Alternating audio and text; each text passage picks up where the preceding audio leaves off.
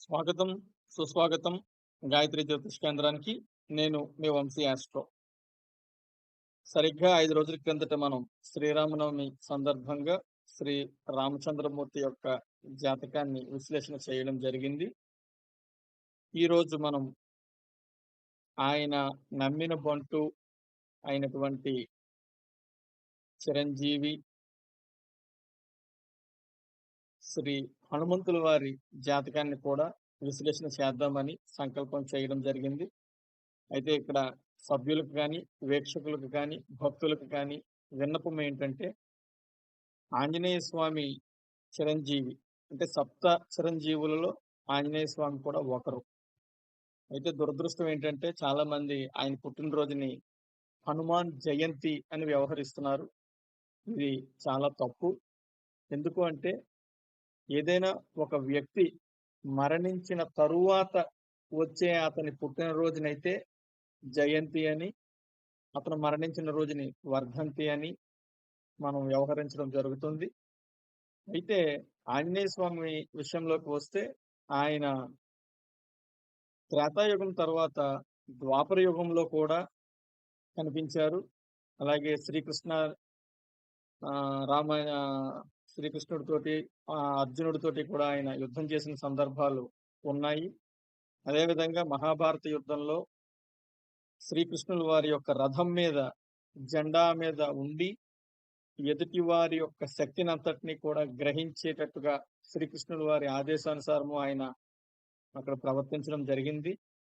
ఆ తర్వాత ఆయన ఒక పర్వతం మీదకి చేరుకొని అక్కడ తపస్సు చేసుకుంటూ ఉండిపోయారు అని చెప్పి ఆంజనేయ స్వామి చరిత్ర కానీ, అదేవిధంగా శివపురాణంలో కూడా చెప్పడం జరిగింది. అంటే మన కంటికి కనిపించలేనంత మాత్రాన ఆయన పోవడం అది మన యొక్క వెర్రితనమే అవుతుంది. కాబట్టి ఇక నుంచి అయినా సరే మనందరము కూడా ఆయన పుట్టినరోజుని జయంతిగా కాకుండా హనుమాన్ పుట్టినరోజు లేదా హనుమాన్ జన్మదినోత్సవంగా జరుపుకుందాము అని భావిస్తూ ఆ స్వామివారి ఆశీస్సులతోటి వీడియోలోకి ఎంటర్ అవుదామండి. ఒకసారి హనుమంతుల వారి జన్మ వృత్తాంతం కనుక మనం పరిశీలించినట్లయితే కేసరి మరియు అంజనిలకు జన్మించిన వానరుడు ఆయన. హనుమంతుణ్ణి వాయుదేవుడు కుమారుడిగా కూడా పిలుస్తారు. అతని తల్లి అంజన శాపం కారణంగా భూమి మీద జన్మించినటువంటి అప్సరస. ఆమెకు కొడుకుగా పుట్టగానే హనుమంతుల వారు ఆమెకు పుత్రుడిగా జన్మించిన వెంటనే ఆమె ఆ శాపం నుండి విముక్తి పొందింది.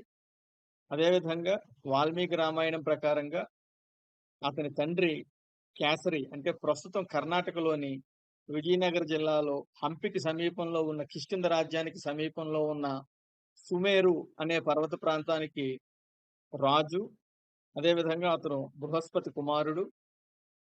అంజనాదేవి బిడ్డను కనాలని శివునికి 12 ఏళ్ల పాటు తీవ్రమైన ప్రార్థనలు చేసింది. వారి భక్తికి సంతోషించిన శివుడు వారు కోరిన కుమారుణ్ణి ప్రసాదించారు. అదేవిధంగా అంజన రుద్రుణ్ణి పూజిస్తున్నప్పుడు అదే సమయంలో అయోధ్యకు రాజు అయినటువంటి దశరథ మహారాజు కూడా సంతానం కోసం ఋష్యశృంగ మహర్షి మార్గదర్శకత్వంలో పుత్రకామేష్టిని ఆచరిస్తూ ఏకనాథుని భావార్థ రామాయణంలో రాసినట్లుగా ఆయన తన ముగ్గురు భార్యలు పంచుకోవడానికి ఆ అగ్నిహోత్రంలోంచి వచ్చిన పాయసాన్ని అందుకున్నాడు. అది రాముడు, లక్ష్మణుడు, భరతుడు మరియు శత్రుఘ్నుడు తాలూకా జన్మలకు దారితీసింది. అయితే దైవిక శాసనం ప్రకారం ఆ దశరథ మహారాజు ముగ్గురు భార్యలకి ఆ పాయసాన్ని అందించే క్రమంలో కొంత భాగాన్ని ఒక పక్షి లాక్కొని అంజనా పూజలో నిమగ్నమై ఉన్న అడవిపై ఎగురుతూ ఉన్నప్పుడు దాని నుంచి జారిపడి వాయువు వేగంతో ఆవిడ యొక్క ప్రార్థన చేస్తున్న చేతుల్లో పడడం వల్ల ఆమె దానిని భగవత్ప్రసాదంగా స్వీకరించడం వల్ల ఆమెకు హనుమంతులు వారు జన్మించారు అన్నది పురాణ కథ. అయితే శ్రీరామనవమి జరిగిన 6 రోజులకే హనుమంతుల వారు జన్మించారు అని చెప్పి శివపురాణంలో కానీ, అదేవిధంగా హనుమంతుల వారి చరిత్రలో కానీ ఉన్నాది. సో, ఆ విధంగా మనం చూసినప్పుడు శ్రీరామచంద్రుడు నవమి తిథి నాడు పునర్వసు నక్షత్రంలో పుట్టారు. సో, నవమి తిథి నుంచి 6 తీసుకుంటే దశమి, ఏకాదశి, ద్వాదశి, త్రయోదశి, చతుర్దశి, పౌర్ణమి. అంటే చైత్ర పౌర్ణమి రోజు ఆంజనేయ స్వామి జన్మించారు అనడానికి ఆధారాలు ఉన్నాయి. అయితే ఇక్కడ చారిత్రక లేదా శాస్త్రీయ ఆధారాల ప్రకారంగా ఆంజనేయ స్వామి మూలా నక్షత్రం రోజు జన్మించారు అని చెప్పి చెప్పడం జరిగింది.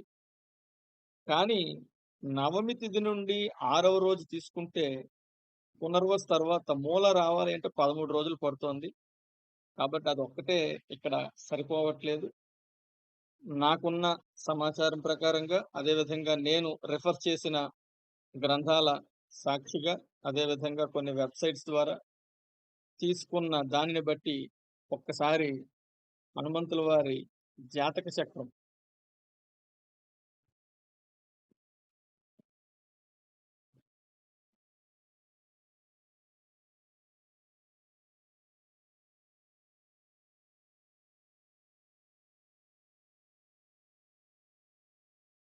హనుమంతుల వారి జాతక చక్రం కనుక ఒకసారి పరిశీలించినట్లయితే ఆయనది మకర లగ్నం అని చెప్పేసేసి ఇందులో కుజ భగవానుడు ఉచ్చలోని, తర్వాత మూడవ భాగంలో శుక్రుడు, కేతువు ఉచ్చలోని, నాలుగవ భాగంలో రవి భగవానుడు ఉచ్చలోని, అదేవిధంగా ఐదవ భాగంలో బుధుడు, ఏడవ భాగంలో గురుడు ఉచ్చస్థితిలోను, తొమ్మిదవ భావంలో రాహువు, 10వ భావంలో శని భగవానుడు ఉచ్చస్థితిలోని, అదేవిధంగా చంద్రుడు.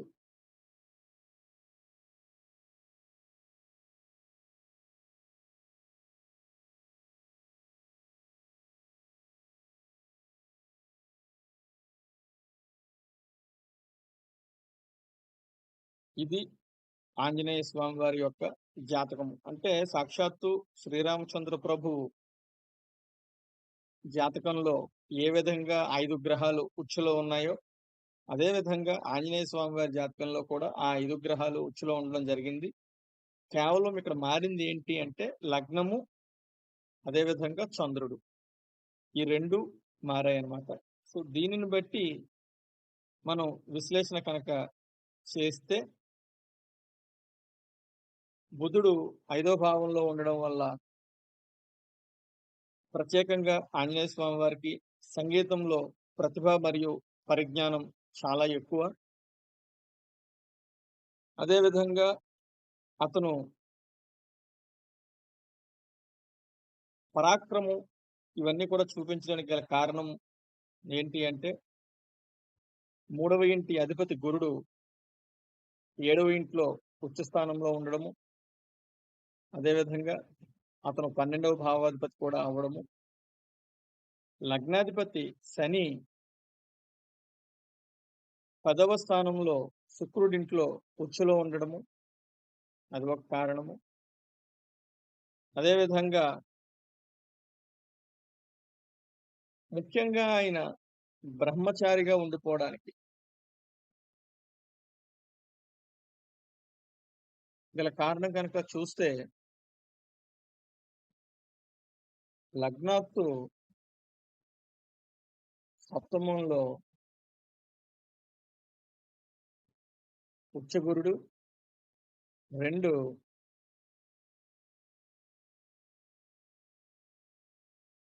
సప్తమాధిపతి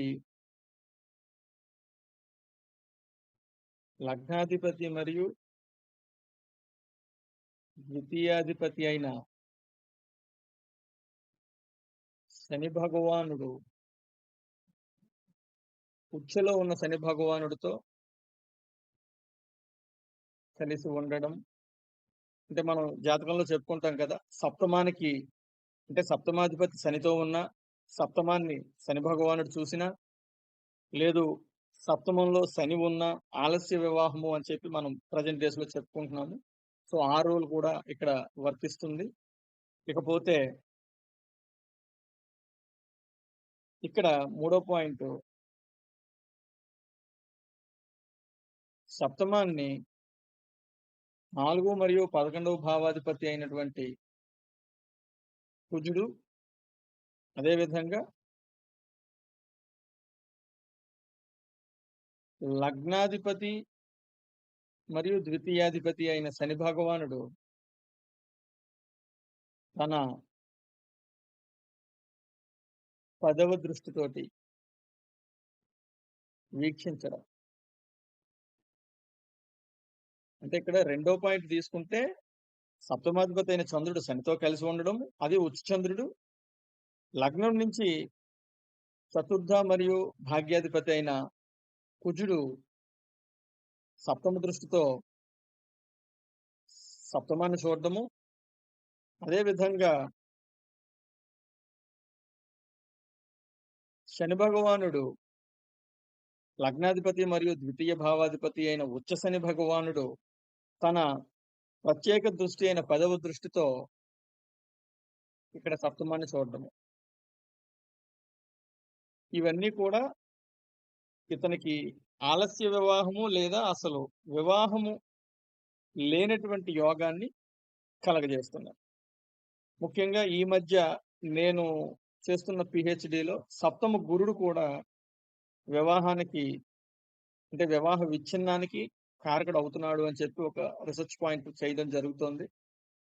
సో, అది కూడా ఇక్కడ వర్తిస్తోంది. సో, ఇన్ని కారణాలు ఉన్నాయి కాబట్టి స్వామివారికి వివాహం జరగకుండా ఆయన ఆజన్మ బ్రహ్మచారిగా ఉండిపోవడానికి ఇవి కొన్ని కారణాలుగా మనకి కనిపిస్తున్నాయి.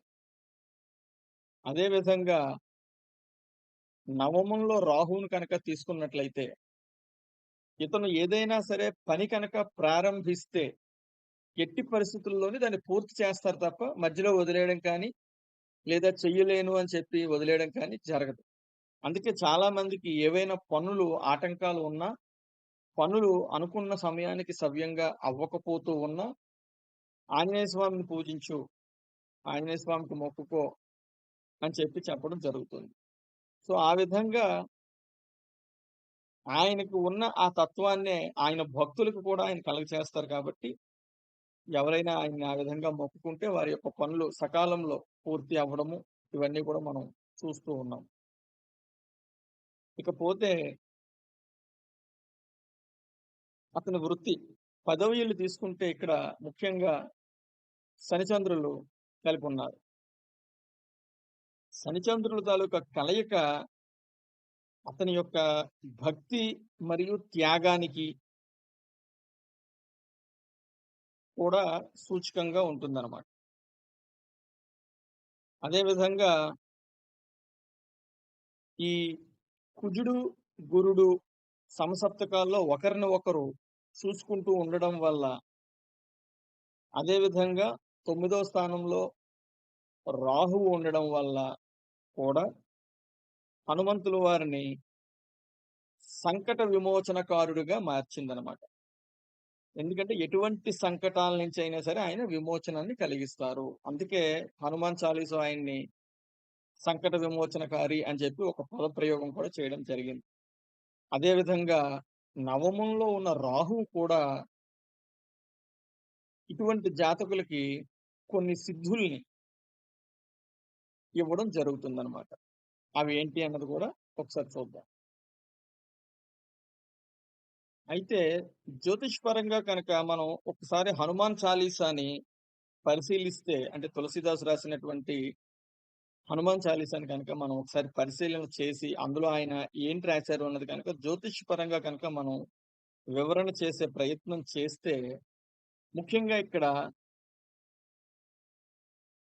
గ్రహాల యొక్క దుష్ఫలితాలని నియంత్రించడంలో అత్యంత ప్రభావవంతమైనదిగా హనుమాన్ చాలీసాని గుర్తించడం జరిగింది. ముఖ్యంగా ఇక్కడ శని భగవానుడు మరియు అంగారకుడు. అదే విధంగా ఇందులో ప్లూటో, నెప్ట్యూన్, యురేనస్ ప్లానెట్స్ కూడా రావాలి. అయితే అవి ఎక్కడ మనకి దొరకలేదు. వాటి తాలూకా అవి సిద్ధులు ఏ విధంగా ఇచ్చాయి ఆ గ్రహాలంటే ఇంద్రుడు, వరుణుడు, యముడు. మనకి ప్లూటో, నెప్ట్యూన్ అవి ఇంద్రుడు, వరుణుడు, యముడు కింద తీసుకుంటాము. ఆ గ్రహాలు సిద్ధులు ఆంజనేయ స్వామికి ఇవ్వడంలో ఏ విధంగా సహాయం చేశాయన్నది కూడా మనం ఒకసారి చూద్దాము. అయితే ఇక్కడ శని భగవానుడు, కుజ భగవానుడు, అదే విధంగా ప్లూటో. ఈ గ్రహాల మధ్య జ్యోతిష్య మరియు పౌరాణిక సంబంధం ఉంది. ఒక పౌరాణిక కథనం ప్రకారంగా శని గ్రహాన్ని రాక్షస రాజు అయినటువంటి రావణాసురుడు బంధించాడు. బంధించి అతని లంకలో ఒక చీకటి కొట్టులో పెట్టి శని భగవానుడిని బంధించడం జరుగుతుంది. అయితే అతడు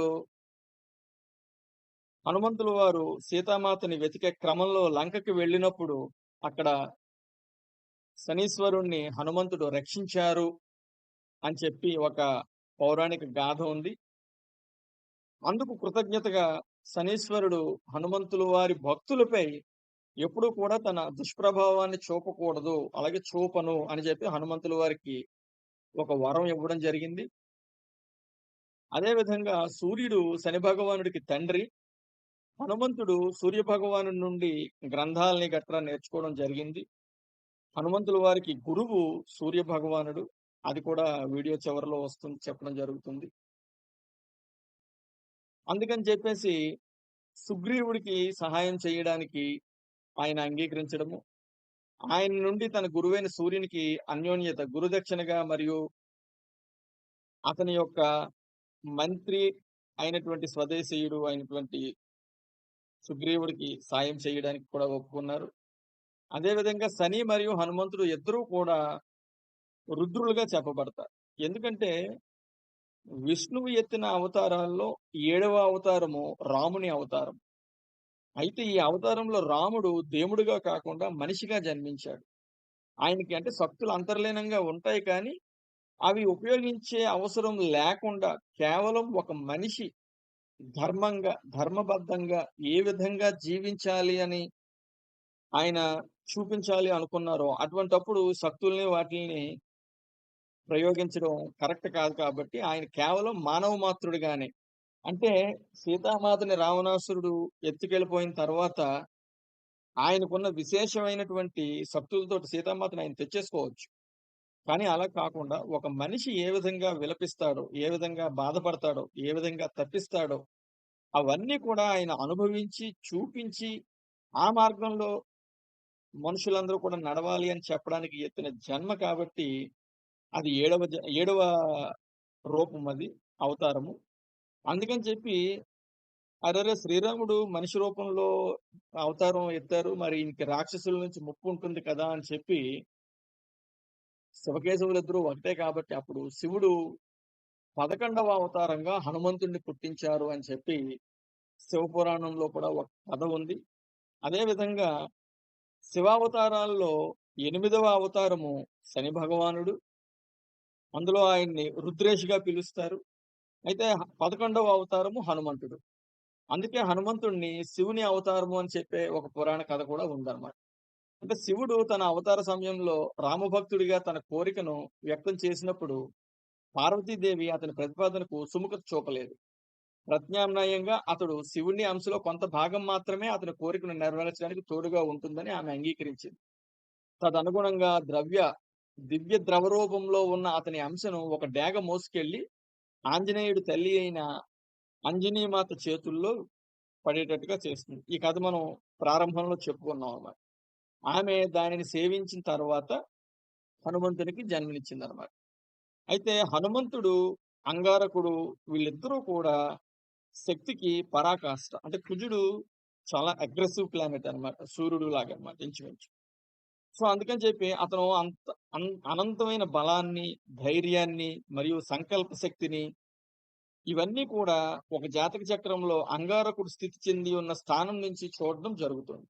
ఈ చార్ట్‌లో గనుక మనం చూసినట్లయితే చతుర్థ మరియు 11వ ఇంటి అధిపతి అయినటువంటి కుజుడు మకరములో ఉచ్చ క్షేత్రంలో ఉన్నారనమాట. సో, అందుకని చెప్పేసి ఇంకా ఎక్స్‌టర్నల్ పవర్స్ ఇవన్నీ కూడా వస్తాయన్నమాట. అయితే విచిత్రం ఏంటంటే, ఈ అంగారకుడు మంగళవారం నాడే జన్మించారు. ఆంజనేయ స్వామి మంగళవారం నాడే జన్మించారు. అంగారకుడు రంగు అంటే సూర్యుడిలాగా బ్లడ్ రెడ్ కాకపోయినా సరే, మన కుంకుమలాగా ఉండే ఎరుపు రంగనమాట. సో, అదే విధంగా ఆంజనేయ స్వామికి కూడా ఎరుపు రంగంటే చాలా ఇష్టమనమాట. అందుకని చెప్పి ముఖ్యంగా ఈ ఈ కారకత్వాల వల్ల, ఈ ఎరుపు రంగు ఇష్టం వల్ల హనుమంతుడు మరియు అంగారకుడితో సంబంధాన్ని కలిగి ఉంటారనమాట. అయితే ఇక్కడ కుజుడు మరియు ప్లూటో గ్రహాల మధ్య సంబంధాన్ని ఏర్పరచడానికి కూడా అధిక అష్టాకార గ్రహాలు మరియు దిగువ అష్టాకార గ్రహాలు భావాల్ని తాకడము, అంటే ఆ ప్లానెట్స్ మనకి పొజిషన్ తెలియకపోవడం వల్ల అది మనం వివరించలేకపోతున్నాము. భవిష్యత్తులో అవి కూడా ఎక్కడున్నాయో సెర్చ్ చేసి అవకాశం ఉంటే మరో వీడియోలో దాన్ని మనం చెప్పుకోవడం జరుగుతుందనమాట. సో, ఆ విధంగా తీసుకున్నప్పుడు అధిక అష్టాకార గ్రహాలైన యురేనస్, నెప్ట్యూన్, ప్లూటోన్‌లు వరుసగా దిగువ అష్టాకార గ్రహాలైన బుధుడు, శుక్రుడు మరియు అంగారక గ్రహాల యొక్క లక్షణాలను తీసుకుంటాయన్నమాట. సో, ఆ విధంగా వాటి యొక్క వ్యక్తిగత లక్షణాలను పెంచుకుంటాయి. ప్లూటో అంగారక గ్రహం యొక్క అధిక అష్టావధానాన్ని పరిగణించబడుతుంది. అదే విధంగా శివుని యొక్క శక్తులకు సమానమైన శక్తుల్ని కలిగి ఉంటుంది. మరియు ఈ 2 శక్తులు హనుమంతుని వ్యక్తిత్వ లక్షణాలను ఉన్నతీకరించడానికి సహాయపడతాయి. ఇవి రెండవ శ్లోకంలో పేర్కొన్న తులసీదాస్ మహర్షి వర్ణనంలో ప్రతిబింబిస్తాయన్నమాట. అంటే హనుమాన్ చాలీసా తాలూకా రెండో శ్లోకంలో ఇది చెప్పడం జరిగిందనమాట. అదే విధంగా మూడవ శ్లోకంలో శరీరము ఇంద్రవజ్రం వలె బలంగా ఉంటుందన్నమాట.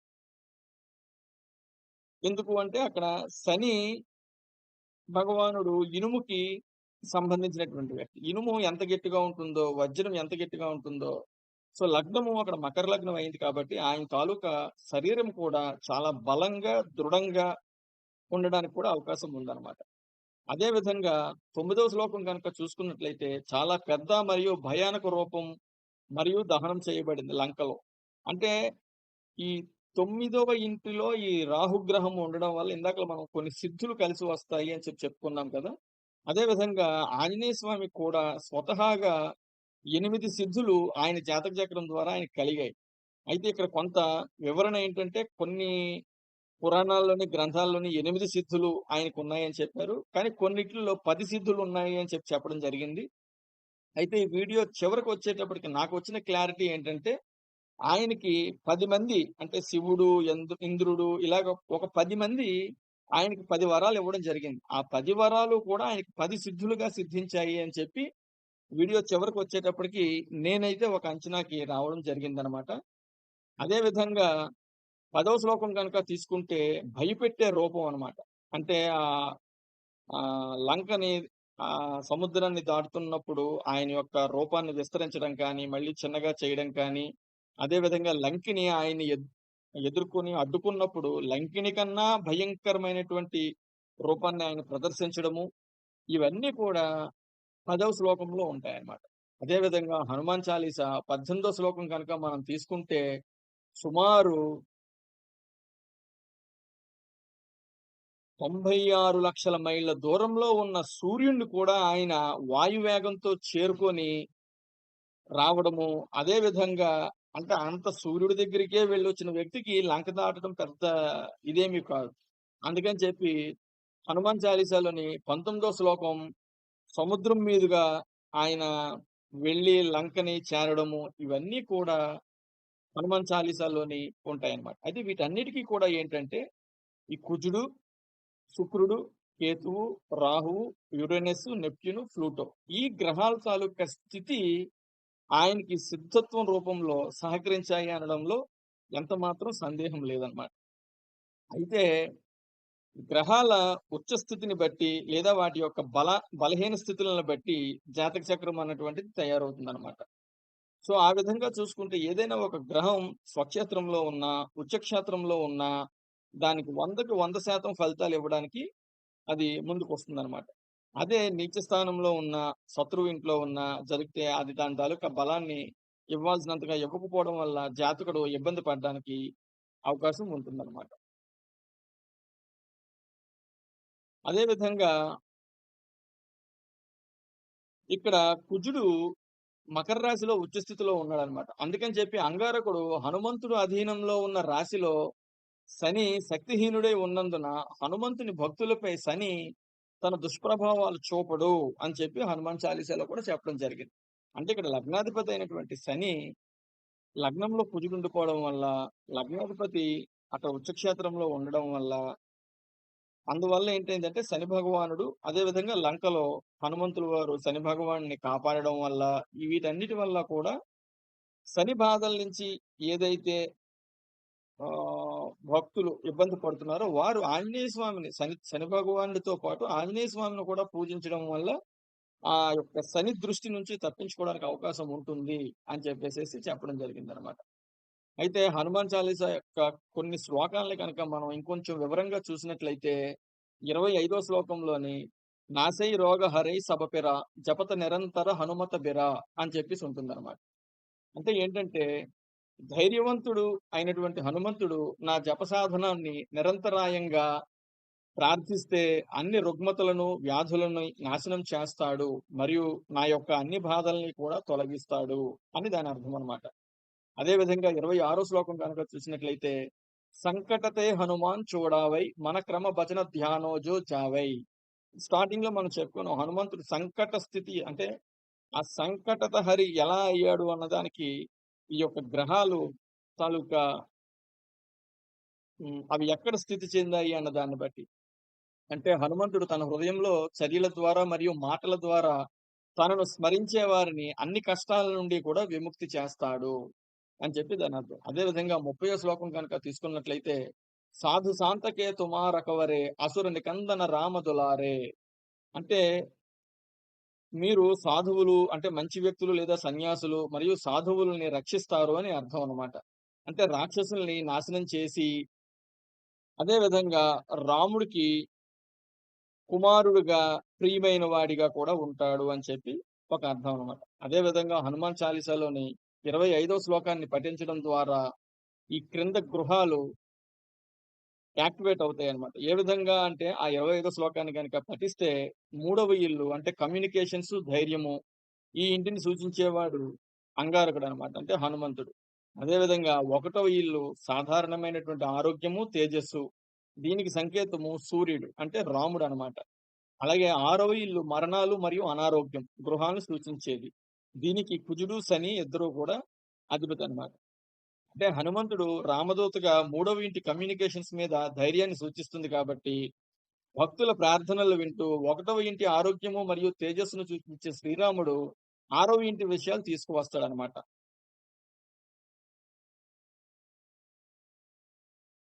మరియు భావాద్భావ సూత్రం ప్రకారంగా మరణాలు మరియు అనారోగ్యాల నుండి కూడా ఉపశమనం పొందిస్తాడనమాట. ఇదేమవుతుందంటే జ్యోతిష శాస్త్రంలో ఈ భావోద్భావ అనేది ఇంతకు ముందు కూడా మనం చెప్పుకున్నాం. భావోద్భావం ఒక వీడియో చేద్దామని చెప్పి అది టైం వచ్చినప్పుడు చేద్దామండి. ఆహ్, ఆ విధంగా ఒక ముఖ్యమైన భావన. అంటే దీని ప్రకారంగా ఇంటి విషయాల నుండి మాత్రమే కాకుండా పరిశీలనలో ఉన్న ఇంటికి దూరంగా ఉన్న అదే సంఖ్యలో ఇళ్ళ నుండి కూడా నిర్ణయాలు నిర్ణయించబడతాయన్నమాట. అంటే ప్రస్తుత ఉదాహరణలో హనుమాన్ చాలీసాలోని 25వ శ్లోకం నుండి ఉద్దీపన పొందే మూడవ ఇల్లు, ఒకటవ ఇల్లు మరియు ఆరవ ఇంటికి 3 సంఖ్యల దూరంలో ఉంటుందన్నమాట. అంటే సపోజ్ లగ్నం నుంచి మూడో ఇల్లు తీసుకుంటే ఇదవుతుంది. ఇక్కడి నుంచి 6 అంటే 1, 2, 3, 4, 5, 6. ఈ ఆరవ అధిపతి రవి నాలుగో ఇంట్లో ఉంటారన్నమాట.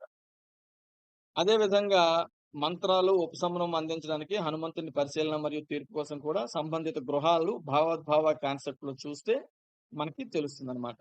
అదే విధంగా హనుమాన్ చాలీసాలోని 26వ శ్లోకాన్ని పఠించడం ద్వారా అంగారక గ్రహం అంటే కుజదోషం మొదలైనవి, అదే విధంగా శని సాడేసాతి అంటే శని భగవానుడు ఏ రాశిలో అయితే ఉన్నాడో వెనక రాశి 2.5 సంవత్సరాలు, ఆయన ఉన్న రాశి 2.5 సంవత్సరాలు, ఆయన ముందు రాశి 2.5 సంవత్సరాలు. ఈ మొత్తం 7.5 సంవత్సరాలని కలిపి సాడేసాతి అని చెప్పేసి అంటారనమాట.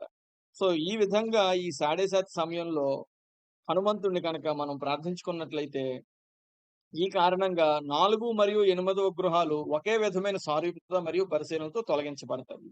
అంటే ఇక్కడ 1, 2, 3, 4 ఇక్కడి నుంచి మళ్ళీ 8 తీసుకుంటే 1, 2, 3, 4, 5, 6, 7, 8 అంటే ఫోర్త్ టు ఫోర్త్, ఎయిత్ అంటే ఈ రెండిటికి కూడా అధిపతి కుజుడయ్యాడనమాట. ఆ విధంగా.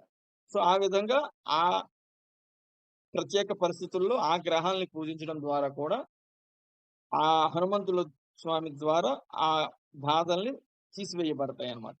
అయితే హనుమంతుడి ద్వారా గొప్ప ఆనందాన్ని గనక మనం పొందాలంటే వ్యాసంలో మొదటి పేరాలో పేర్కొన్న 38వ శ్లోకంలో విషయానికి సంబంధించినటువంటి సూచన చాలా అవసరం అన్నమాట.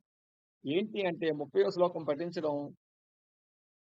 పఠించడం వల్ల ఐదవ ఇంటి ప్రాముఖ్యత తెలియజేస్తుంది. ఇది ప్రధానంగా ఆధ్యాత్మిక భావోద్వేగాలు, మంత్రాలు మొదలైనవి.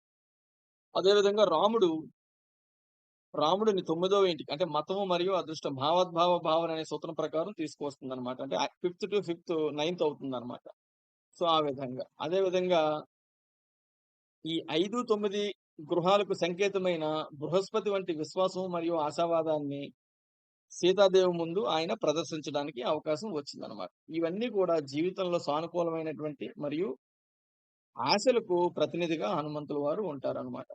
అయితే హనుమాన్ చాలీసా పఠనం ద్వారా హనుమంతుని గొప్పదనాన్ని స్మరించుకుంటూ ఒక జపం చేసేవాడు ఎల్లప్పుడూ కూడా హనుమంతుని గొప్పతనాన్ని, అతని భక్తిని, అతని ధర్మాన్ని గుర్తు చేసుకుంటూ అదే విధంగా ఆధ్యాత్మిక వైపు తన మనస్సును మరియు శరీరాన్ని కేంద్రీకరించి భగవంతునికి భక్తులవుతారనమాట. రాముడు కాబట్టి వారు హనుమంతునిచే ఆశీర్వదించబడ్డారు. అదే విధంగా హనుమంతుల ద్వారా రాముల వారి ద్వారా కూడా హనుమంతుల వారి యొక్క భక్తులు రక్షించబడడము, ఆశీర్వదించబడడము ఈ 2 కూడా జరిగాయన్నమాట. అయితే మంగళవారం నాడు హనుమంతుడిని పూజించడం వల్ల విశేషమైనటువంటి ఫలితాలు, అదేవిధంగా లాభాలు కలుగుతాయని నమ్ముతారు. అదేవిధంగా అకారణంగా అంతరాయము లేదా ఆగిపోయిన పనులు కూడా అతని దైవిక ప్రభావ కారణంగా విజయవంతంగా పూర్తవుతాయని చెప్తారు. అందుకే అందరూ కూడా అతన్ని సంకతోష్మన్ అని పిలుస్తారు. అంటే సమస్యల నుండి ఉపశమనం కలిగించేవాడు.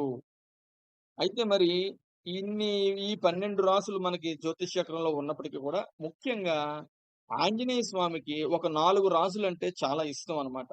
అందుకని చెప్పి ఆ రాసుల్లో జన్మించిన వారికి ఆయన ఎప్పుడూ కూడా వెన్నంటి కాపాడుతూ ఉంటారు అని చెప్పి కూడా ఒక భావన ఉందన్నమాట. అవి ఏంటి అంటే, ఒకటి మేషము, 2 సింహము, అదే విధంగా 3 వృశ్చికము, 4 కుంభం. ఈ 4 రాసులు అంటే ఆంజనేయ స్వామికి చాలా ప్రీతి అన్నమాట. ఎందుకు అన్నది ఒకసారి మనం చూద్దాం అన్నమాట. హనుమంతుల వారికి ఇష్టమైన రాశి చక్రాల గుర్తు జాబితాలో ముందంజలో ఉన్నది మేషం. ఈ రాశి క్రింద జన్మించిన వ్యక్తులు హనుమాన్‌జీ యొక్క ప్రత్యేక కృపను నిరంతరము అనుభవిస్తారని నమ్ముతారు. అదే విధంగా వారి యొక్క శీఘ్ర సమస్య పరిష్కార సామర్థ్యాలతో మేషరాశి వారు సవాళ్లను వెంటనే పరిష్కరించగలరు. వారు బలమైన సంకల్పము మరియు ఏకాగ్రతతో ఆపాదించబడతారు. హనుమాన్‌జీతో బాగా ప్రతిధ్వనిస్తుందని చెప్పబడిన లక్షణాలు. అంతేకాకుండా మేషరాశి వ్యక్తులు వారి నైపుణ్యాలు, జ్ఞానము మరియు తెలివితేటల ద్వారా సంపదను కూడగట్టుకునే అవకాశం కూడా ఉంది. వీరు ప్రతి మంగళవారం హనుమాన్‌జీని ఆరాధించాలని సిఫార్సు చేయబడుతోంది.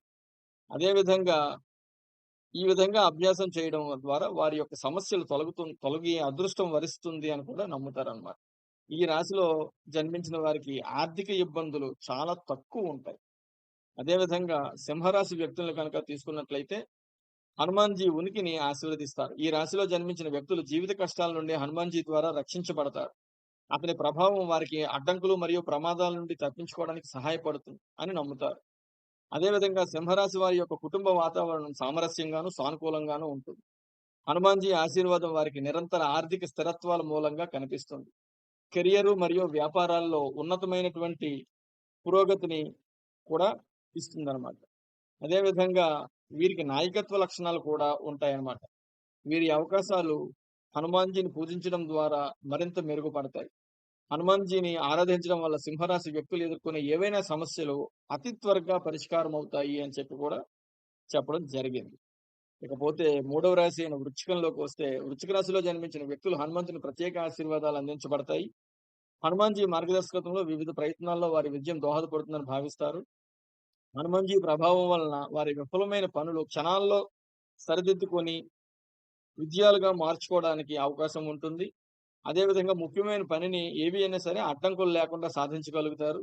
హనుమాన్‌జీని ఆరాధించడం ద్వారా వారి సాధనలో గణనీయంగా సహాయపడుతుంది. అదే విధంగా ఆర్థిక పరిమితుల ప్రభావం నుండి కూడా స్వామి వీరిని కాపాడుతూ ఉంటారన్నమాట.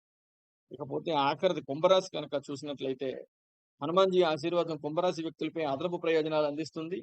ఈ సంకేతం కింద జన్మించిన వారందరికీ కూడా స్వామి యొక్క అనుగ్రహ కారణంగా వారి పనుల్లో అడ్డంకులు లేకపోవడాన్ని ఆనందిస్తూ వారి కార్యకలాపాలలో అభివృద్ధి చెందడాన్ని మనం గమనించవచ్చు. అదేవిధంగా సవాళ్లు వారి ప్రయత్నాలకు ఆటంకాలు కలిగించవు. కుంభరాశిలో జన్మించిన వ్యక్తులు సానుకూల ఆర్థిక పరిస్థితులలో సంతోషకరమైన మరియు సంపన్నమైనటువంటి జీవితాలను అనుభవిస్తారు. హనుమాన్జీని క్రమం తప్పకుండా ఆరాధించడం వల్ల సంతృప్తి మరియు ఆనందము లభిస్తుందని చెప్పి నమ్ముతారు. అందువల్ల ఈ రాశిలో జన్మించిన వారు మంగళవారం నాడు హనుమాన్ ఆలయాలను సందర్శించి ఆయన్ను గౌరవించడానికి మరియు ఆయన యొక్క ఆశీర్వాదాలు పొందడానికి ప్రయత్నించాలని చెప్పి కోరుకోవడం జరుగుతోంది. ఇకపోతే అంగారక గ్రహం హనుమంతుని పుట్టుకతో సంబంధం కలిగి ఉంది కాబట్టి మంగళవారం నాడు హనుమంతుని రోజుగా పరిగణించబడుతుంది. అయితే శనివారము మరియు దాని అధిపతి అయిన శనికి హనుమంతునితో ఎలా సంబంధం కలిగిందో కూడా ఒకసారి మనం చూద్దాం అన్నమాట. అంటే ప్రజలకు జ్యోతిష్యం గురించి అంటే సామాన్య ప్రజలకు ఏమీ తెలియకపోయినా సరే, శని భగవానుడి గురించి మాత్రం కొంత వారికి అవగాహన ఉంటుంది. ఎందుకంటే ఆయన బాగా ఇబ్బంది పెడతాడని 7.5 సంవత్సరాలు సాడెసాతి తోటి ఇబ్బంది పెడతాడని చెప్పేసి ఇవన్నీ కూడా కొన్ని భయాలు ఇవన్నీ కూడా మనుషుల్లోని ఉండడం జరిగింది. అయితే ప్రతి గ్రహం కూడా మనల్ని మన మూలం వైపు తీసుకెళ్ళడానికే ప్రయత్నిస్తూ ఉంటుంది. ఆ ప్రయత్నంలోనే ఆ గ్రహాలు ఆ విధంగా ప్రవర్తిస్తాయి తప్ప అవేమి పగబట్టేసి మనల్ని చేయాలనేమి చూడవు. ఆ విధంగా చూసినప్పుడు గురుగ్రహం అనుగ్రహం పొందిన వ్యక్తులు ఆహ్, మత బోధకులుగాను, ఎదుటివారికి బోధించేవారుగాను అలా ఉంటారు. అదే విధంగా శని గ్రహం దగ్గరికొచ్చేటప్పటికి శని కర్మకారకుడు కాబట్టి, మన యొక్క కృత జన్మ కర్మని, ఈ జన్మ కర్మని కలిపి మరు జన్మ కర్మకి ఆయన దాన్ని మూల సూత్రంగా చెయ్యాలి కాబట్టి, వ్యక్తుల్ని కష్టపెట్టి చెడు కర్మల్ని తొలగించడానికి ఆయన సహాయపడతారనమాట. సో, ఆ విధంగా చేసేటప్పుడు కష్టపడి పని చేయడము, క్రమశిక్షణతో ఉండడము, భయాలు ఎదుర్కోవడము, ఇవన్నీ కూడా శని భగవానుడు చేస్తూ ఉంటాడనమాట. అయితే ఇవన్నీ కూడా శని భగవానుడిని నిర్వహించడానికి ఉత్తమమైన మార్గం ఏమిటంటే, మన జన్మ చార్ట్‌లో శని భగవానుడు ఎక్కడున్నాడో గుర్తించి, ఆయన మనకి వ్యతిరేకంగా ఉన్నారా, అనుకూలంగా ఉన్నారో చూసుకొని, దాని ప్రకారంగా గనక మనం కర్మలు చేసినట్లయితే, ఆయన కూడా ఎంతో సంతోషించి మనకి ఇవ్వాల్సిన, రావాల్సిన ఫలాలన్నీ ఇవ్వడానికి ఆయన కూడా ఒక మార్గాన్ని చూపిస్తారనమాట. అయితే దీన్ని గనక మనం నెగెటివ్‌గా, బ్యాడ్‌గా అదేదో శిక్షలాగా భావిస్తే అది ఖచ్చితంగా ఆ విధంగానే ఉంటుంది. అలా కాకుండా ఆయన మన కర్మలను తొలగించడానికి మనల్ని ఈ మార్గంలో నడిపిస్తున్నాడు అని ఒక పాజిటివ్ వేవ్‌తో గనక మీరు ప్రయాణం చేసినట్లయితే అది మీకు ఆ విధంగానే కనిపిస్తుంది. అయితే ఇన్ని గ్రహాలున్నప్పటికీ కూడా మనల్ని పడగొట్టాలన్నా, నిలబెట్టాలన్నా కూడా శని భగవానుడి తర్వాతే. అయితే మనం ఆయన్ని ఏ విధంగా స్వీకరించాము అన్న దాని మీద ఇది ఆధారపడి ఉంటుందన్నమాట. అయితే శని మనల్ని పరీక్షించడానికి మన పరిమితుల నుండి జీవితంలో కష్టాల్లోకి నెట్టడానికి స్వీయ అన్వేషణ, ధ్యానము, అవగాహన, నిస్వార్థమైన సేవ వీటన్నిటిల వైపు కూడా పంపిస్తూ ఉంటారు. అయితే అది మనం తెలుసుకొని గుర్తెరిగి ప్రవర్తించాలన్నమాట. అదే విధంగా గురు భగవానుడు జీవితంలో విస్తరణ మరియు ఆకాశవాదాన్ని, ఆశావాదాన్ని అందిస్తారు. బృహస్పతి అందించే మంచితనంతో ఏదైనా చేయడానికి అవసరమైన నిర్మాణాన్ని, అదే విధంగా క్రమశిక్షణని శని భగవానుడు ఇస్తారనమాట. అయితే ఈ శని భగవానుడికి సంబంధించి, హనుమంతుల వారికి సంబంధించి రామాయణంలో ఉన్న మరొక కథ ఒకసారి మనం చూసినట్లయితే ఇందాక చెప్పుకున్నదే రావణుడు శనిగ్రహాన్ని బంధించి అతని జీవితంలో దురదృష్టము, ఆలస్యము మరియు అడ్డంకులు నివారించడానికి. ఎందుకంటే ఇవి కల్పించేది ఆయనే కాబట్టి అందుకని అప్పట్లో ఏంటంటే రావణ బ్రహ్మ శివభక్తుడు కాబట్టి ఈ దిక్పాలకులు, ఈ గ్రహాలు ఇవన్నీ కూడా ఆయన అధీనంలో ఉండేవన్నమాట. ఇంక్లూడింగ్ సూర్య భగవానుడితో సహా రావణ బ్రహ్మ అధీనంలోనే ఉండేవారన్నమాట. సో, అందుకని చెప్పి రావణుడు ఏం చేసాడంటే శని భగవానుడిని ఒక చీకటి చెరసాలలో బందీగా ఉంచాడన్నమాట. అయితే హనుమంతుడు లంకలోని ప్రజలకు సహాయం చేయడానికి ప్రయత్నిస్తున్నప్పుడు, అతను శని భగవానుడిని కలుసుకొని, మరియు రావణుడి నుండి అతన్ని విడిపించడం ద్వారా అతని బాధని తగ్గించుకున్నాడు. అయితే ఈ క్రమంలో శని భగవానుడికి కొన్ని గాయాల కారణంగా నొప్పితో బాధపడ్డాడన్నమాట. అప్పుడు హనుమంతుల వారు ఏం చేశారంటే, నువ్వుల నూనెతోటి ఆయనకి మసాజ్ చేశారన్నమాట. అంటే ఆ గాయాల మీద రాసి చేశారన్నమాట. అలా చెయ్యమని చెప్పి శని భగవానుడు అర్థించాడన్నమాట. అయితే హనుమంతుడు చాలా దయతోటి ఆవ నూనెతోటి గాయపడ్డ శని భగవానుడికి ఆహ్, వైద్యం చేసి ఆయనకి స్వస్థత చేకూర్చారనమాట. అందుకే ఇప్పటికి కూడా మనం చాలా చోట్ల చూసినట్లయితే శనివారం నాడు నువ్వుల నూనెతోటి సింధూరాన్ని కలిపి ఆంజనేయ స్వామికి అభిషేకించమంటారు. అంటే అప్పుడు ఆంజనేయ స్వామి చేసినటువంటి ఆ చిన్న పనికి శని భగవానుడు ఈ రూపంగా ఆయనకు రుణం తీర్చుకుంటున్నారన్నమాట. అందుకని చెప్పి శని బాధలున్నవారు, శనితో ఇబ్బందులు పడుతున్నవారు ఎవరైనా సరే మంగళవారం కన్నా కూడా శనివారం నాడు కనుక నువ్వుల నూనెలో సింధూరం కలిపి అది ఆంజనేయ స్వామి వారికి కనుక మనం అభిషేకించినట్లయితే మంచి ఫలితాలు పొందుతామన్నమాట. ఆ విధంగా శనివారం నాడు ఆంజనేయ స్వామికి, నువ్వుల నూనెకి సంబంధం ఏర్పడిందనమాట. అయితే శనీశ్వరుడు చాలా కృతజ్ఞతతోటి ఆంజనేయ స్వామిని ఆశీర్వదిస్తూ ఆయనకొక వరం కూడా ఇవ్వడం జరిగింది. ఏంట్రా అంటే, హనుమంతుడిని ఎవరైతే పూజిస్తారో వారిని నేను బాధించను. అంటే నా శని బాధ వారికి ఉండదు అని చెప్పి శని భగవానుడు హనుమంతుల వారికి వరం ఇవ్వడం అనేది జరిగిందనమాట. అందుకని చెప్పి హనుమంతుడిని గనక మనం శనివారం నాడు ఈ విధంగా ప్రార్థిస్తే మనకేదైనా ఏలినాటి శనున్నా, అష్టమ శనున్నా, షష్టమ శనున్నా, చతురాష్టమ శనున్నా, అదే విధంగా మన చార్ట్‌లో శని భగవానుడి తాలూకా పొజిషన్ బాగోపోయినా దీనన్నిటిని డెవలప్ చేయడానికి ఆ విధంగా కనుక మనం చేసినట్లయితే చాలా బావుంటుంది. అయితే ఇది ఎన్ని సార్లు చేయాలి? ఎలా చేయాలి? అన్నది మీ వ్యక్తిగత జ్యోతిష్కుడిని అడిగి సంప్రదించి చేయొచ్చు. లేదు ఎవరికైనా ఇబ్బందున్నప్పుడు కింద కామెంట్ రూపంలో తెలియజేస్తే ఏ విధంగా చేయాలి? ఏంటి? అన్నది కూడా నేను చాలా క్లియర్‌గా చెప్పడం జరుగుతుందనమాట. సో, ఈ విధంగా శని భగవానుడికి, శనివారానికి, హనుమంతుడికి ఒక రకమైనటువంటి సంబంధం ఏర్పడిందనమాట. అదే విధంగా హనుమంతుల వారు అసలు దేనికి సంకేతము అని చెప్పేసి చూస్తే, సంపూర్ణమైనటువంటి విశ్వాసానికి మరియు భక్తికి, అదే విధంగా బలము మరియు ధైర్యానికి, విశ్వాసానికి, నిస్వార్థ సేవకి, సంతోషకరంగా లొంగిపోవడానికి, అహంకారం లేకుండా ఉండడానికి, గాలిలా త్వరితగతిన ఉండడానికి, అదే విధంగా అపరిమితమైనటువంటి శక్తి కలిగి ఉండడానికి, ఈ ఏడిట్లికి కూడా హనుమంతుడు సంకేతంగా ఉంటాడనమాట. అయితే పీడిత శని మన జీవితాలకి ఏ విధంగా అపకారం చేస్తున్నప్పుడు ఆంజనేయ స్వామి ఏ విధంగా చేస్తారు మనకి అంటే చెప్పేసంటే, గందరగోళము, విశ్వాసం లేకపోవడము, భయము, పిరికితనము, స్వార్థము, భారంగా బాధ్యతలను నిర్వర్తించడము, అహాన్ని బలవంతంగా కోల్పోవడము, నెమ్మదిగా మరియు ఆలస్యంగా మందగించడం పనులు వాటిల్లోని, అదే విధంగా పరిమితులు తెలియకుండా ప్రవర్తించడము. ఇవన్నీ కూడా శని భగవానుడి ద్వారా వచ్చే బాధలు.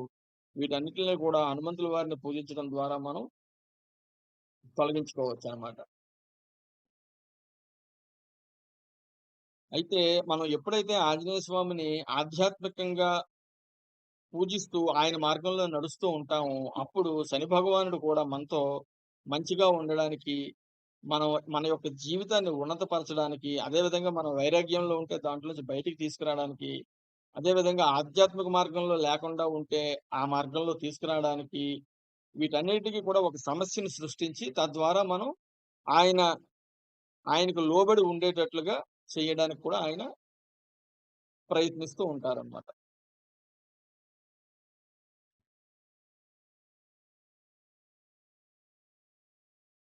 అందుకని చెప్పి ఈ కారణంగానే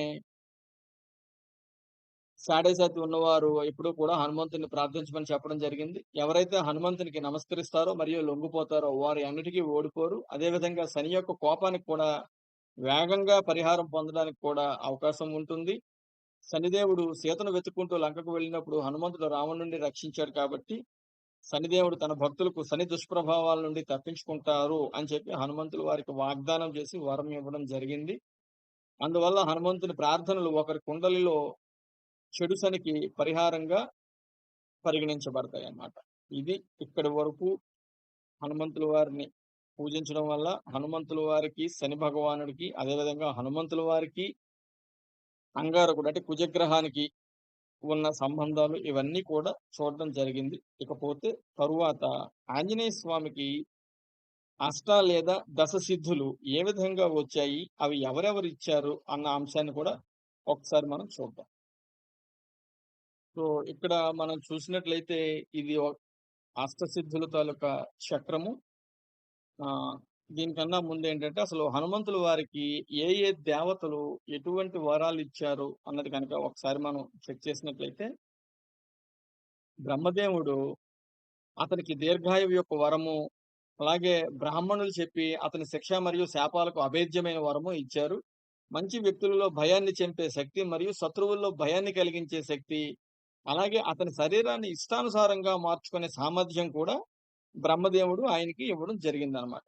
అదే విధంగా శివుడు అతనికి ఆయుధాల ద్వారా మరణము లేదు అని చెప్పి ఒక అభేద్యమైనటువంటి వరాన్ని కూడా ఇవ్వడం జరిగిందనమాట. అదే విధంగా ఇంద్రుడు అతనికి వజ్రాయుధాన్ని కూడా ఇచ్చారనమాట. అదే విధంగా వరుణుడు అతనికి నీటి నుండి రక్షణ కల్పించారు. అదే విధంగా అగ్ని అతనికి అగ్ని నుండి రోగనిరోధక శక్తిని ప్రసాదించారు.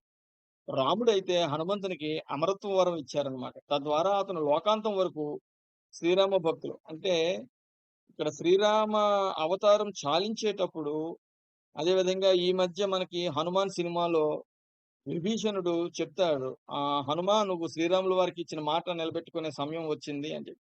అది ఏంటి అంటే ఆ వరము అంటే హనుమంతుల వారు శ్రీరాముడికి ఇచ్చిన మాట. అది ద్వాపర యుగమైనా, కలియుగమైనా, ఏ యుగమైనా సరే చిట్ట చివరి యుగంలో చిట్ట చివరి మానవుడు 'జై శ్రీరామ్' అని పలికేంత వరకు కూడా తను ఈ భూమి మీద ఉంటాను. ఉండి రాముల భక్తులను రక్షిస్తూ ఉంటాను అని చెప్పి శ్రీరాముల వారికి మాట ఇవ్వడం జరుగుతుందనమాట. సో, అందుకని చెప్పి మరొక్క మారు వీడియో స్టార్టింగ్‌లో చెప్పినట్లుగా హనుమాన్ జయంతి కాకుండా హనుమాన్ జన్మదినోత్సవం అని కానీ, హనుమాన్ పుట్టినరోజని కానీ వ్యవహరిస్తూ ఉంటాము. అదే విధంగా యముడు అతనికి ఆరోగ్యము మరియు అభేద్యత అనే వరం ఇచ్చారనమాట. అదే విధంగా కుబేరుడు తన గద అతనికి హాని కలిగించదని మరియు యుద్ధంలో అలసిపోదని చెప్పి ఒక వరాన్ని ఇవ్వడం జరిగింది.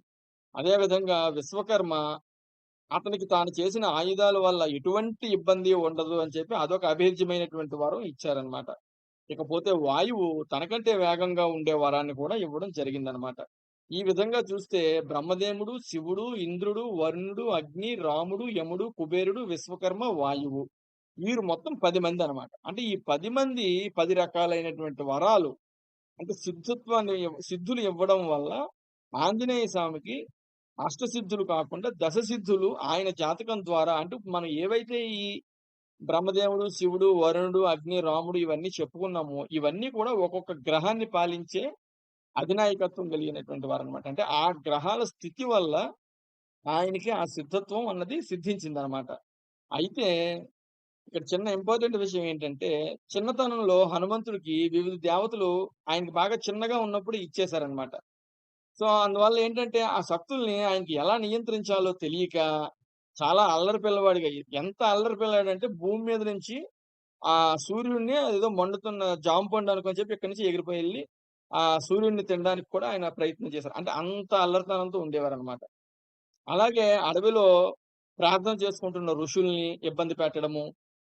ఒకానొక సందర్భంలో అయితే అలా చేయడం వల్ల ఏమైందంటే, ఆ కోపంతో ఉన్న ఋషులు అతను చిన్న పిల్లవాడు అని తెలిసినా కూడా ఎక్కువ దండించడానికి అవకాశం లేకుండా అంటే భవిష్యత్తులో అతని వల్ల రాముడికి ఉపయోగం ఉంటుందని వారికి తెలుసు కాబట్టి, ఒక చిన్న శాపాన్నయితే ఇవ్వడం జరిగిందన్నమాట. ఏంట్రా అంటే, ఆంజనేయ స్వామి ఆయనకున్న శక్తులు ఆయనకు గుర్తుండవు. మర్చిపోతూ ఉంటాడన్నమాట. ఆ విధంగా శపించడం జరిగిందన్నమాట. అందుకే ఆంజనేయుడి బలం ఆంజనేయుడికి తెలీదు. గుర్తు చేస్తే నీ అంతటి ఆంజనేయుడు అంతటి వాళ్ళు లేరు అని చెప్పి సామెతలు కూడా పుట్టడానికి ఇవన్నీ కూడా అయిందన్నమాట. అయితే ఈ విధంగా ఈ అష్టసిద్ధులు ఏంటి అన్నది కూడా ఒక్కసారి మనం చూద్దాం. సో, అష్టసిద్ధులు అంటే ఏంటి అంటే, ఇది ఒక దివ్య జ్ఞానం అన్నమాట. ఇది ప్రతి దానిపైన పూర్తి శక్తినిస్తుంది. అయితే ఇవి కేవలం హిందూ గ్రంథాల్లో మాత్రమే ప్రస్తావించబడ్డాయి. హిందూ మత జ్ఞానాల్లో మునిగితే తప్ప సగటు ప్రజలకు ఈ సిద్ధులంటే ఏంటో కూడా తెలియకపోవచ్చు. ముఖ్యంగా ప్రజలు హనుమాన్ చాలీసా లేదా గణేష్ భజన వినే సమయంలో అష్టసిద్ధి గురించి వింటారు. హనుమాన్ చాలీసా పారాయణం చేస్తున్నప్పుడు నాకు అష్టసిద్ధి అనే పదం కూడా మనకు అందులో వస్తుంది. హనుమాన్ చాలీసాలో హనుమంతుడు అష్టసిద్ధిని కలిగి ఉండడమే కాకుండా, తన భక్తులకు అష్టసిద్ధిని కూడా ప్రసాదించగలడు అని చెప్పి చెప్పడం జరిగింది. సిద్ధులపై పూర్తి నియంత్రణ ఉన్న వ్యక్తులు దేవతల శక్తిని పొందగలరని చెప్పి హిందూ గ్రంథాలు అన్నిటిలో కూడా ఉన్నాయి. పేరులోనే అష్ట అంటే సంస్కృతంలో 8 అవి చెప్పినట్లుగా అష్టసిద్ధులు. అదేంటంటే 1 అణిమ, 2 మహిమ, 3 గరిమ, 4 లఘిమ, 5 ప్రాప్తి, 6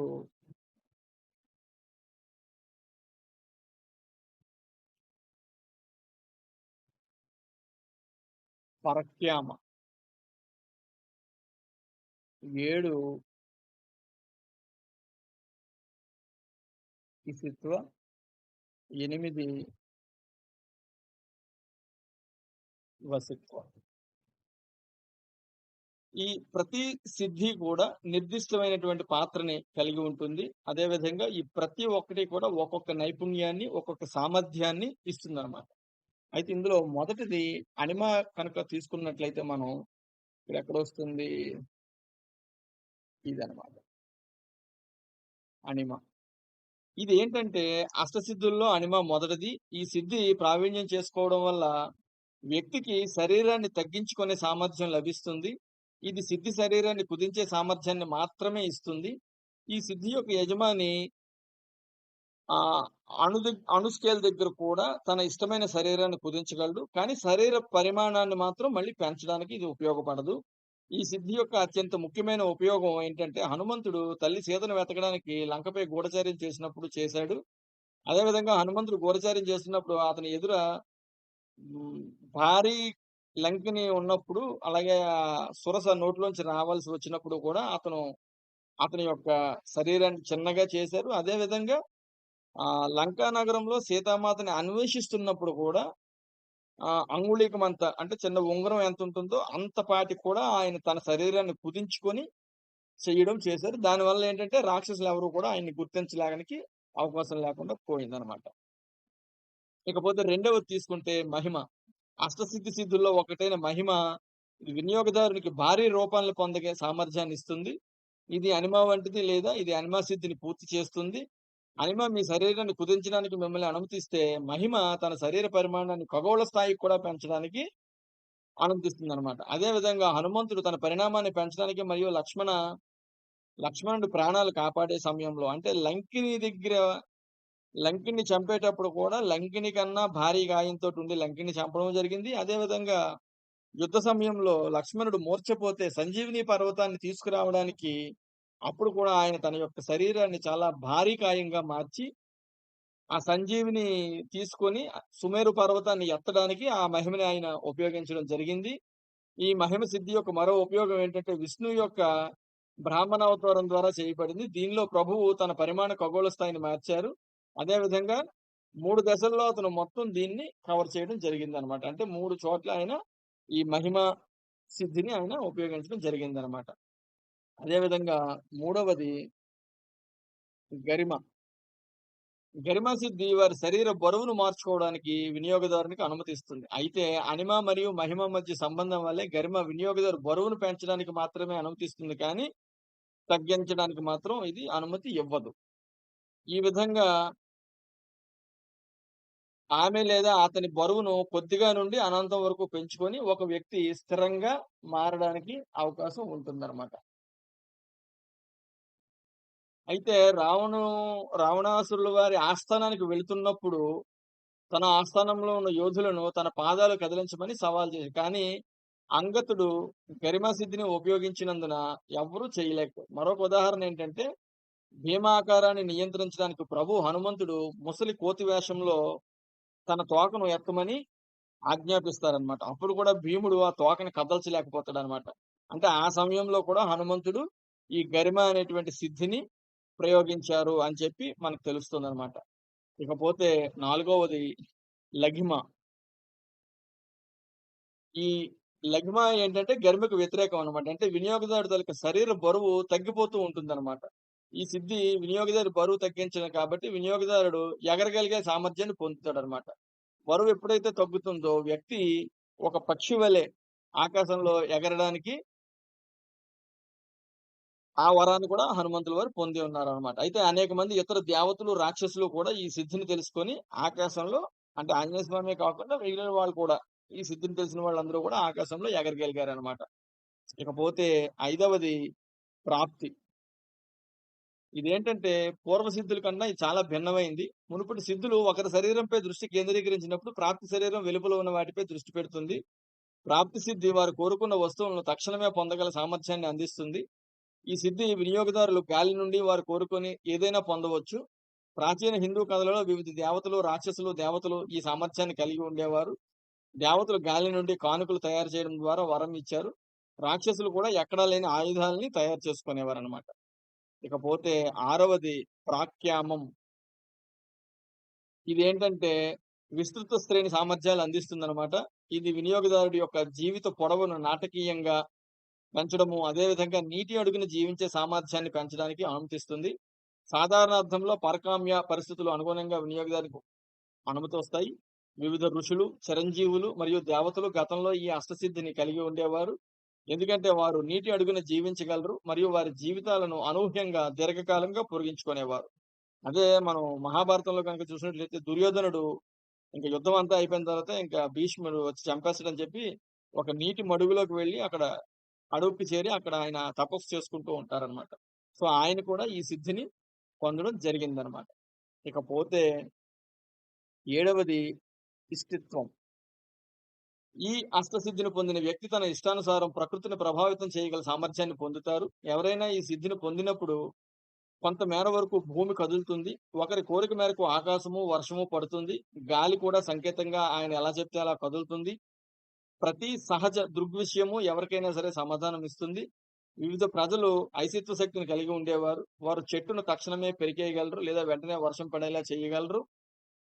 ఇవన్నీ కూడా అంటే హనుమంతులు వారు ఆ చెట్లని ఆ కిష్కింధకాండ సమయంలోని లేతే ఆ యుద్ధం సమయంలోని పెద్ద పెద్ద చెట్లని ఎత్తి ఆ రాక్షస మూకల మీదకి వేయడానికి దానికి కూడా అప్పుడు ఈ యొక్క సిద్ధిని ఆయన ఉపయోగించడం జరిగిందనమాట.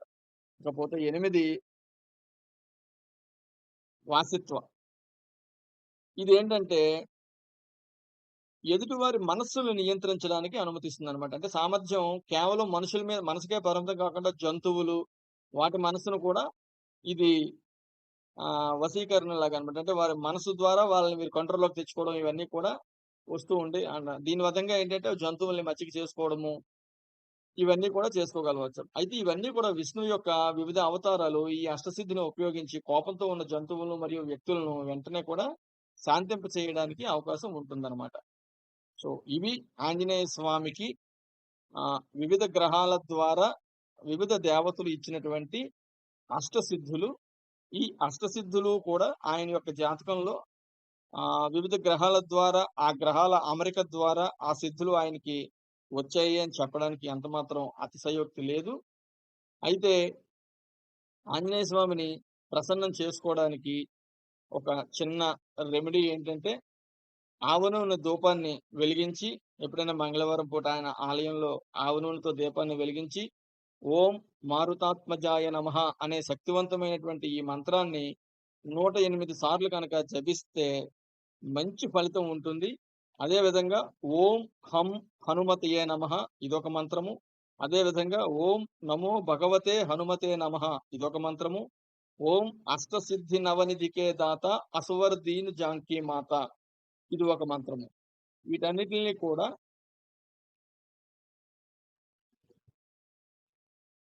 ఈ 4 రకాలైనటువంటి ఈ మహామంత్రాలు చేసుకోవడం ద్వారా హనుమంతుల వారి కృప, కరుణ, కటాక్ష వీక్షణాలకి మనం ప్రాప్తులం అవ్వచ్చు. అదే విధంగా ఇంకొక చిన్నది చాలా మందికి తెలియంది ఏంటి అంటే, ఇంతకుముందు మధ్యలో మనం సూర్య భగవానుడు హనుమంతుల వారికి గురువు అని చెప్పుకోవడం జరిగింది. అయితే హనుమంతుడు తన గురువు సూర్యునికి గురుదక్షిణ చెల్లిస్తానని చెప్పి ప్రతిపాదించారు. అంటే ఆయన దగ్గర నేర్చుకున్న వేదాలు ఇవన్నీ కూడా హనుమంతుల వారు సూర్య భగవాను నుండి నేర్చుకున్నారు. అందుకు గాను గురుదక్షిణ ఇస్తాను అని చెప్పేసంటే దానికి సూర్య భగవానుడు తిరస్కరించారు. అయినప్పటికీ కూడా హనుమంతుల వారు ఏం చేశారంటే ఆయన మీద ఉన్నటువంటి కృతజ్ఞతతోటి కొన్ని నమస్కారాల్ని ఆయన తయారు చేయడం జరిగింది. వాటినే మనం ఇప్పుడు సూర్య నమస్కారాలు అని చెప్పేసేసి చెప్పుకోవడం జరుగుతోంది. అయితే ఈ సూర్య నమస్కారాలు ఏవైతే ఉన్నాయో ఇవన్నీ కూడా హనుమంతుల వారు సూర్య భగవానుడికి గురుదక్షిణగా సమర్పించినటువంటివి. అందుకని చెప్పి సూర్య నమస్కారాలు చేసుకున్నా కూడా హనుమంతుల వారి యొక్క దయకి మనం ప్రాప్తులం అవ్వడానికి అవకాశం ఉంది. సో, ఇది ఈ వారం వీడియో అండి. హనుమంతుల వారి జాతకాన్ని విశ్లేషించే చిన్న చిరు ప్రయత్నం చెయ్యడం జరిగింది. ఇందులో ఏమైనా దోషాలు, తప్పులు ఉంటే భక్తులు, అదేవిధంగా వీక్షకులు ఆ స్వామి మనస్ఫూర్తిగా క్షమిస్తారని ఆశిస్తూ, మరో వీడియోతో మరో రోజు మీ ముందుకు వస్తాను. అంతవరకు సెలవు. నమస్కారం. గాయత్రి జ్యోతిష్ కేంద్రం, మీ వంశీ ఆస్ట్రో.